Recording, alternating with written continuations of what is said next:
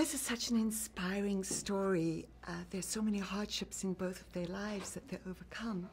And he writes about it afterwards. When did you discover Tolkien? And which character in his Lord of the Rings did you identify with? I was aware of Tolkien's work since I was a little kid because I love fantasy and magic, and his work speaks to both of those things so beautifully.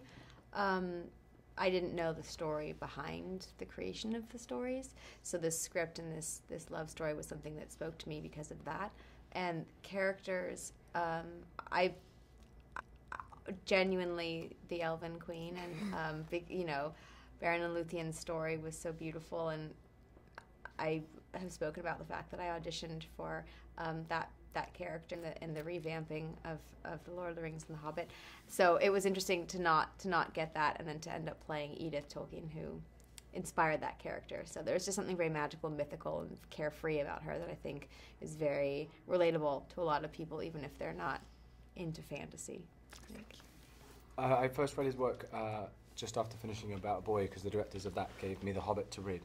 But yeah, I didn't know much about the man himself. I was a fan and loved The Lord of the Rings and grew up on those. And so to suddenly learn the story of the imagination and this man behind creating all this and the relationships and the love that kind of it was all formulated and based on, and his experiences it was incredible.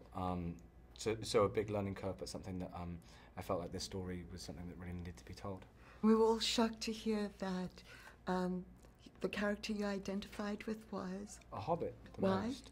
Because I like 2 breakfasts.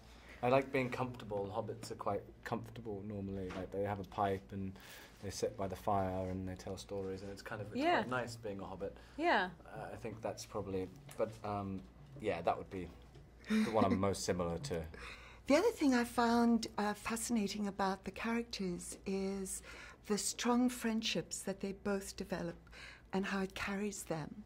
And it got me thinking, you travel all over the world constantly. What are the friendship things that you do with your friends to get together and feel grounded again?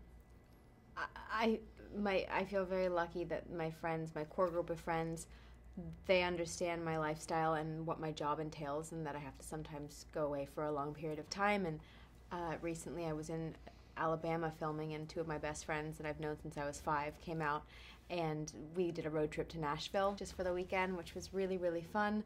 And it's not that they always come to me, but they understand and want to come on the adventure with me, and to have them be a part of what I do is really also amazing. That when I'm away, I feel that attention to them is cultivated, and it's special to me.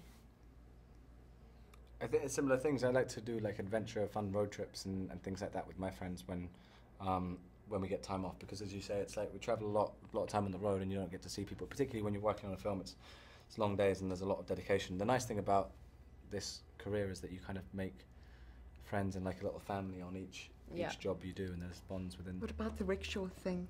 Yes, I do, and I do adventure trip challenges. So the last year we went across Morocco with my best friends from school, and then the year before that we went from the south to the north of India on a rickshaw.